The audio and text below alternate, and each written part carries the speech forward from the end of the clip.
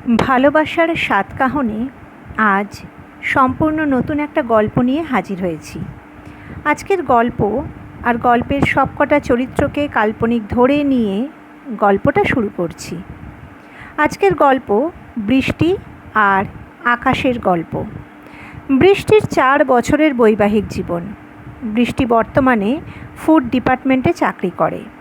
Class 9 থেকে বৃষ্টি আর ওর husband Soumya একে অপরের বন্ধু। ওদের বন্ধুত্বের গভীরতা এতটাই বেশি ছিল বা আছে যে ওরা একে অপরকে দেখেই বলে দিতে পারে যে ওদের মুড কেমন আছে। অনেক সময় কথা বলারও দরকার হয় না, তার আগেই একে আরেকজনকে বুঝে যায়। রোজ দেখা হতে হতে ওরা একে অপরের অভ্যেসে পরিণত হয়েছিল।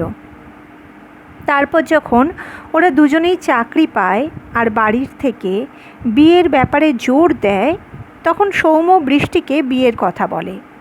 বৃষ্টির মনে দ্বিধা দ্বন্দ্ব ছিল।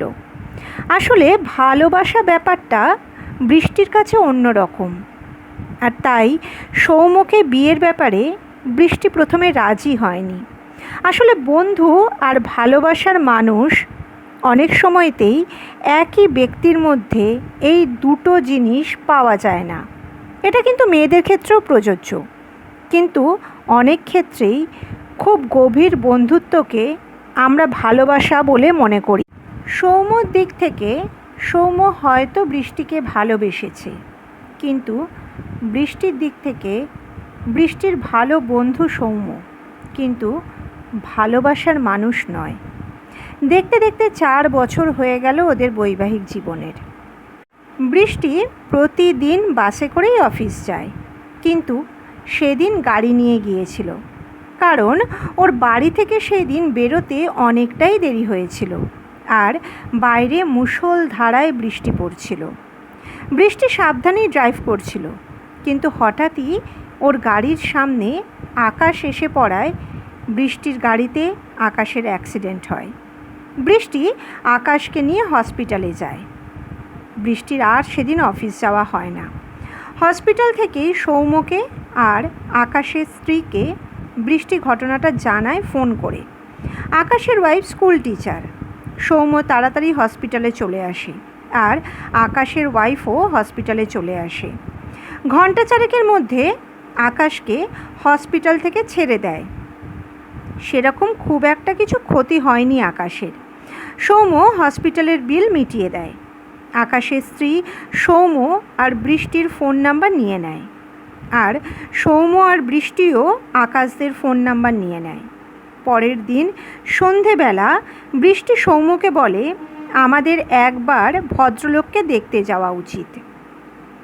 সৌম্য বলে, তুমি চলে যাও, আমার আজ বাড়ি থেকে কাজ হলেও কাজের খুব চাপ আছে। বৃষ্টি আকাশের স্ত্রীকে ফোন করে আকাশদের বাড়ি যায় আকাশকে দেখতে। কথায় কথায় বৃষ্টি জানতে পারে ডালহাউসিতে বৃষ্টির অফিসের পাশেই আকাশের অফিস। 2 দিনের মধ্যেই আকাশ অফিস জয়েন করে। লাঞ্চ করতে বেরিয়ে দেখে বৃষ্টিকে। আকাশ বৃষ্টিকে বলে, লাঞ্চ করতে এসেছো বুঝি? বৃষ্টি বলে, আপনি তো বেশ ইল ম্যানার্ড। 2 দিন আগেও আপনি আজ্ঞে করে কথা বলেছেন, আর আজ একেবারে তুমি। আকাশ বলে, সম্পর্কটা যত সহজ হয় ততই তো ভালো, তা নয় কি? তা তোমার যখন এতই অপছন্দ, তখন আপনি করেই কথা বলবো। বৃষ্টি বলে, না ঠিক আছে, তুমি করেই বলবেন। আকাশ বলে, আমি কি তোমার ভাসুর হই না শ্বশুর হই? বৃষ্টি বলে, কেন? আকাশ বলে, তাহলে আপনি আজ্ঞে করছো কেন? বৃষ্টি বলে, কি খাবে? আকাশ বলে, রুটি। বৃষ্টি বলে, চলো খাই। আকাশ বলে, তোমার ছুটি হয় কখন? বৃষ্টি বলে, 5:30 নাগাদ হয়ে যায় বেরোতে বেরোতে। আকাশ ছুটির সময় বৃষ্টির জন্য অপেক্ষা করতে থাকে। আসলে আকাশ বৃষ্টির মধ্যে সেই সকল গুণ দেখেছিল যা ও ওর ভালোবাসার মানুষের মধ্যে দেখতে চেয়েছিল। বৃষ্টিও আকাশের মধ্যে ওই একই জিনিস দেখেছিল। বৃষ্টি অফিস থেকে বেরিয়ে আকাশকে অপেক্ষা করতে দেখে জিজ্ঞাসা করে, কার জন্য অপেক্ষা করছো? আকাশ বলে, তোমার জন্য। বৃষ্টি বলে, কেন? আকাশ বলে, আমাদের দুজনের বাড়ির রাস্তা প্রায় একই দিকে, তাই ভাবলাম একসাথেই যাই। আকাশের সাথে কথা বলতে বলতে মাঝে মধ্যেই বৃষ্টি অন্যমনস্ক হয়ে যায়, কোথায় যেন হারিয়ে যায়। আসলে আকাশের কথাগুলো বৃষ্টির মনের কথার সাথে হুবহু মিলে যেতে থাকে, আর সেটা বৃষ্টিকে অবাক করে। আকাশের ক্ষেত্রেও একই ঘটনা ঘটতে থাকে। বৃষ্টি বুঝতে পারে আকাশই সেই মানুষ যাকে এত বছর ধরে ওর মন খুঁজেছে, আর আকাশও একই জিনিস ফিল করে। এই রকম অবস্থায় এক রবিবার হঠাৎই একটা শপিং মলে বৃষ্টি আর সৌম্যর সাথে আকাশ আর ওর ওয়াইফের দেখা হয়। সৌম্যর সাথে বৃষ্টিকে আকাশ মেনে নিতে পারে না। পরের দিন লাঞ্চ ব্রেকের সময় বৃষ্টি প্রতিদিনের মতোই নর্মাল ওয়েতেই আকাশের সাথে কথা বলে, কিন্তু আকাশ বৃষ্টির সাথে খুব মিসবিহেভ করে, রাস্তার মাঝখানে চিৎকার করে কথা বলে। বৃষ্টি কথা না বাড়িয়ে অফিসে ফিরে যায়। ছুটির সময় আকাশকে অপেক্ষা করতে দেখেও না দেখার ভান করে বৃষ্টি চলে যেতে থাকে। আকাশ সরি বলে। বৃষ্টি বলে, তোমার যখন যা মনে হবে তাই বলবে। আরে আমি তো এটাও বুঝতে পারিনি আমি করেছিটা কি। হ্যাঁ, একটা হতে পারে সৌম্যর সাথে কালকে আমাকে দেখে হয়তো তোমার রাগ হয়েছে, কিন্তু এটাই তো বাস্তব। আকাশ বলে, আমি ছাড়া অন্য কারোর সাথে তোমায় মেনে নিতে পারছি না। বৃষ্টি বলে, তোমার কি মনে হয় আমি পারি?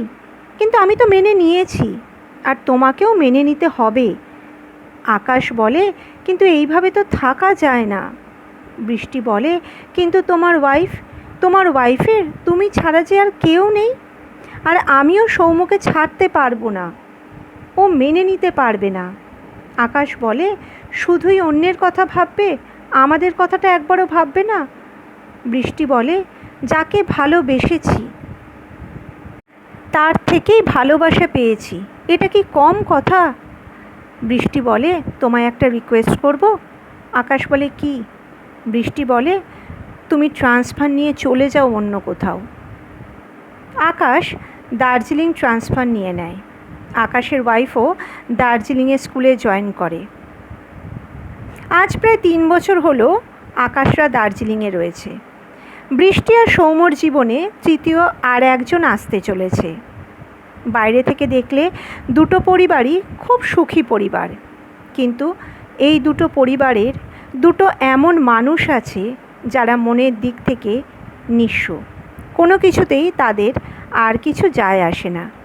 তাদের হাসি তাদের মন স্পর্শ করে না। প্রতি রাতেই তাদের বালিশ ভেজে, আর দিনভর চলে হাসি মুখে অভিনয়। তবে বছরে অন্তত একটা দিন ওরা একে অপরের সাথে যোগাযোগ করে। তো বন্ধুরা, আজকের এই বিষয়ে আপনাদের যদি কোনো মতামত থাকে অবশ্যই জানাবেন। ধন্যবাদ।